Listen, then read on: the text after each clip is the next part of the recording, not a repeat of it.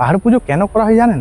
এই মুহূর্তে আমরা রয়েছি বাবা কানাইশ্বর মন্দিরের ঠিক পাশে। কিভাবে শুরু হয়েছিল এই পাহাড় পুজোর প্রচলন? বাবা ভোলেনাথই এখানে কানাইশ্বর রূপে পূজিত হন। পাথর ভেঙে ভেঙে পাহাড়ে উঠতে হবে না, এখানে সিঁড়ি হয়েছে, জাস্ট এই অবধি সিঁড়ি হয়েছে। তো কানাইশ্বর বাবা কা কুয়া, এটা হচ্ছে সেই কুয়া। পাহাড় পুজোর দিন পৃথিবীর কোথাও বৃষ্টি হোক নাই হোক, এই পাহাড়ে বৃষ্টি হয়। এবারে প্রশ্নটা হচ্ছে এখানে কিভাবে আসবেন? একটা অসাধারণ ভিউ পাওয়া যায়, মন ভালো করার একদম আদর্শ জায়গা। এক মিনিট।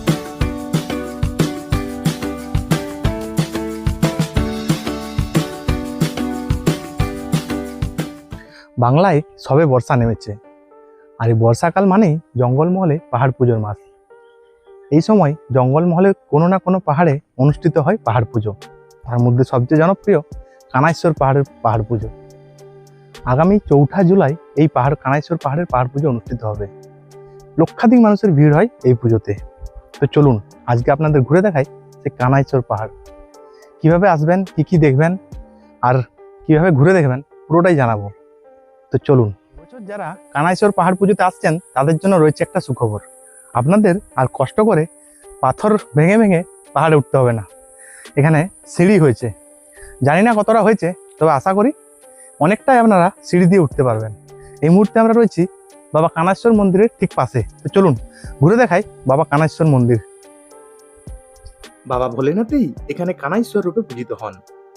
কানাইশ্বরের কানাই হলেন বাবা ভোলেনাথ, আর স্বর হলেন মা সরমা, অর্থাৎ দেবী পার্বতী, যিনি পূজিত হন একদম পাহাড় চূড়াতে। সেটাও দেখাবো, তবে তার আগে জানিয়ে রাখি এখানে কিন্তু ব্রাহ্মণ দিয়ে পুজো হয় না, পুজো করেন স্থানীয় মহান সম্প্রদায়ের মানুষেরা। এই পাহাড় পুজোকে কেন্দ্র করে হাঁস, মুরগি ও ছাগল বলি দেওয়ার রীতি রয়েছে। বাংলা, ঝাড়খণ্ড, উড়িষ্যা থেকে প্রায় লক্ষাধিক মানুষের সমাগম ঘটে এই পাহাড় পুজোতে। এখন প্রশ্নটা হচ্ছে কিভাবে শুরু হয়েছিল এই পাহাড় পুজোর প্রচলন। আমরা যেটুকু জানতে পারি, প্রাচীনকালে কোনো এক সময় প্রচণ্ড বৃষ্টিপাতের ফলে এলাকায় প্রবল বন্যা দেখা দেয়। সেই বন্যায় ভাসিয়ে নিয়েছিল গ্রামের ঘরবাড়ি সহ গরম থান, অর্থাৎ এলাকাবাসীর গ্রাম রক্ষার দেবতা স্থান। সেই সময় এলাকাবাসী ঠিক করেন তাদের গ্রাম রক্ষার দেবতাকে এই পাহাড়ে প্রতিষ্ঠা করবেন। তখন থেকেই শুরু হয়েছিল এই পাহাড় পুজো। পাহাড় পুজো কেন করা হয় জানেন? তো চলুন পাহাড়ে উঠতে উঠতে সেটাও আপনাদের জানাই।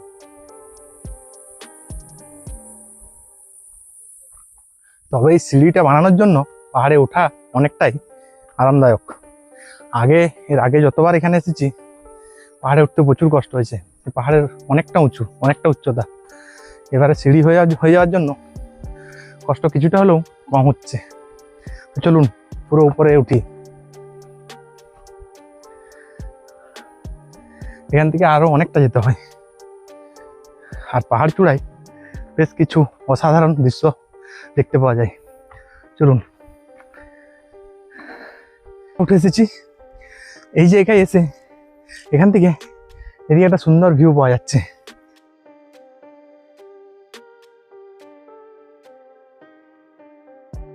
তো এখান থেকে ভিউটা একবার দেখুন। আশেপাশে পাহাড় আর জঙ্গলে ঘেরা পরিবেশ, সুন্দর, খুব সুন্দর।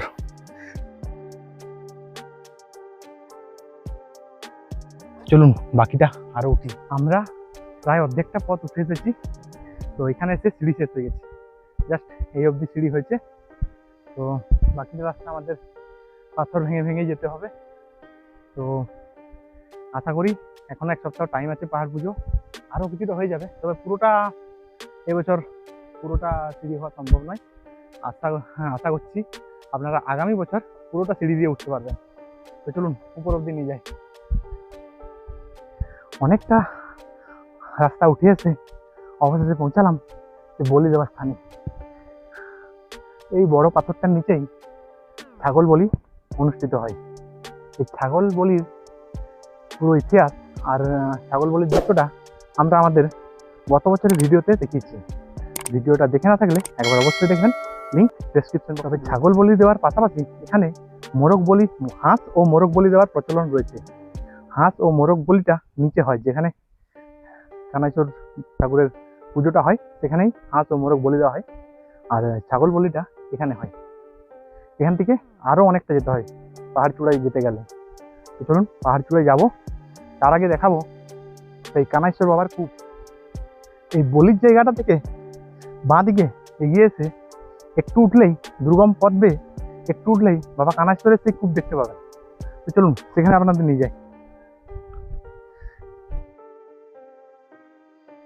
পাহাড় পুজোয় আসবেন, কানাইশ্বর পাহাড়ের অনেক ভিডিও দেখছেন, যেটা আপনাদের কেউ দেখাবে না, এখন সেটাই দেখাবো। এই দেখুন, এই হচ্ছে কানাইশ্বর বাবা কা কুয়া।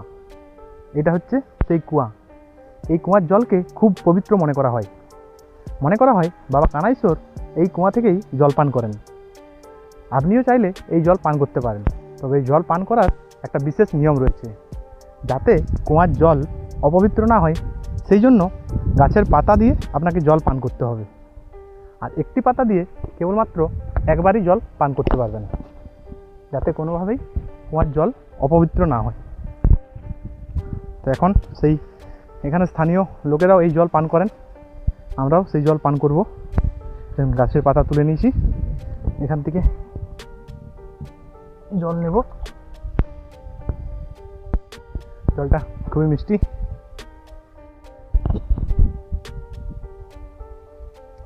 আর এখান থেকেও সুন্দর ভিউ পাওয়া যায়, মন জুড়িয়ে যাবে এরকম ভিউ দেখলে। এই কুয়ার পাশ দিয়েই চলে গেছে উপরে ওঠার রাস্তা, তবে পাহাড়ি পথ বেশ দুর্গম, অনেকটা কষ্ট করেই উঠতে হবে আপনাদের। তো চলুন এবার আপনাদের পাহাড় চূড়ার দৃশ্য দেখাবো। পাহাড়ের উপরে 3 জায়গায় পুজো হয়। হনুমানজির, সন্ন্যাসী বাবার আর মা সরমার। সেই 3টে কোথায় কোথায় পুজো হয় সেটাও আপনাদের দেখাবো। চলুন।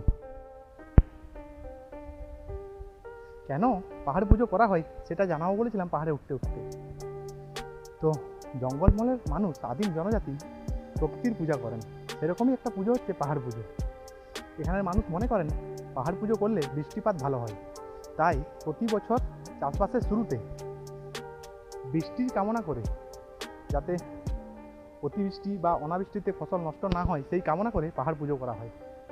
আর একটা এখানে কথা প্রচলিত আছে যে পাহাড় পুজোর দিন পৃথিবীর কোথাও বৃষ্টি হোক না হোক, এই পাহাড়ে বৃষ্টি হয়। তাই এখানে বেড়াতে এলে সঙ্গে একটা ছাতা আর জলের বোতল অবশ্যই রাখবেন।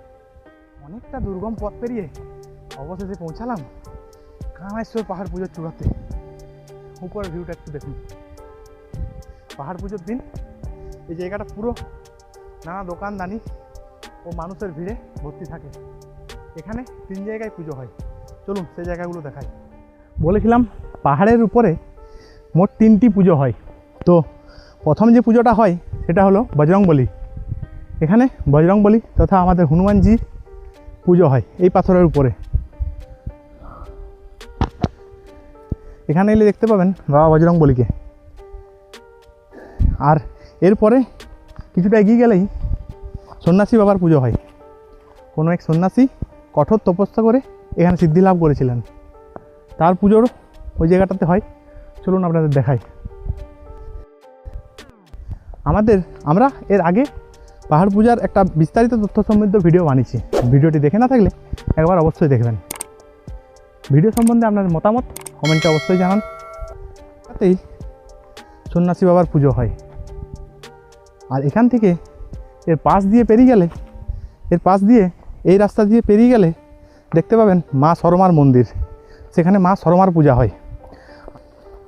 এই হলো কানাইশ্বরের স্বর, অর্থাৎ মা সরমা, এখানেই পূজিত হন। আর এর পাশ দিয়ে একটা দারুণ ভিউ পাওয়া যায়। এইভাবেই জঙ্গলমহলের মানুষ বহু যুগ যুগ ধরে প্রকৃতির উপাসনা করে আসছেন। আপনিও যদি এরকম একটা প্রকৃতি পুজোর সাক্ষী হতে চান, তাহলে আষাঢ় মাসের 3য় শনিবার অর্থাৎ 4 জুলাই 2026 চলে আসুন কানাইশ্বর পাহাড়ে। কিভাবে আসবেন সেটা জানাচ্ছি, তার আগে দেখে নিন পাহাড় চূড়ার কিছু অসাধারণ মনোরম দৃশ্য।